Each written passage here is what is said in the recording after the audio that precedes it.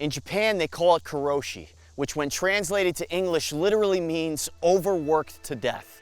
Now, we don't have a definitive term for it here in the United States, but that doesn't mean it doesn't exist. In fact, it's more common than you think.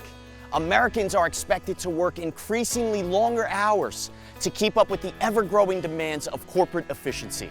Why pay 2 employees when they can squeeze the same amount of productivity out of 1?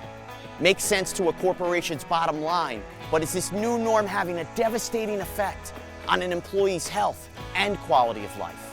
And then there's the self-imposed pressures of inspiring entrepreneurs who are either out there on their own or playing the role of the weekend warrior. Men and women who already possess a tasking full-time job during the week, taking on startup businesses over the weekend in hopes of paving their own way to corporate success. Now, I'm always rooting for a triumphant victory of the inspiring entrepreneur. I started out as a weekend warrior myself, but as many of you know who are familiar with my work, I stress the importance of knowing exactly when you've stretched yourself too thin. Would you believe me if I told you that over half of all American workers will not use up all their vacation days this year? It's true, but why? And what's the true cost of the workaholic's mentality? Why? Well, the answer to that question is simple. Freedom. We work hard because we desire freedom more than anything else in the world. Money as a reward for our hard work, sacrifice, and effort will someday bestow us with that freedom.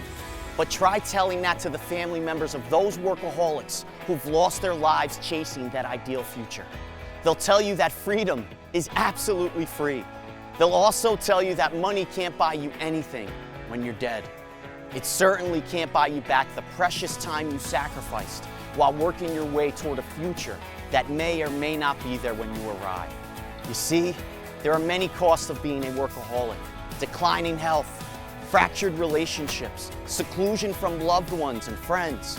But the true cost of being a workaholic, if you don't wind up in a place like this, is time. You see, time is something that you can never get back. And I bet you anything that if we asked some of the souls resting here, what's your biggest regret? Their reply would be one and the same: that they wish they hadn't worked so hard, that they regret not spending their time embracing the things they had, instead of wasting that precious time chasing the things they didn't have. The takeaway here is simple. Work smarter, not harder. Work smarter, but play harder. Enjoy the little things that we sometimes take for granted. A hug, a sunset, a smile, a heartbeat. Your definition of freedom, like anything else, stems from your perspective. You are already free. They realize that. So should you. Now go and embrace your life. It's a magnificent gift. And don't work so hard. Work smart. Take some time for yourself. You'll be grateful in the end that you did. Thank you so much for watching. I truly hope this video has inspired you to take your life to the next level. Now hit that like button, share with your friends, and if you're looking for that extra dose of weekly motivation to elevate your life to the next level, then hit that subscribe button like you mean it. As always, guys, life is an adventure. Don't just stare at it. Get out there and live it.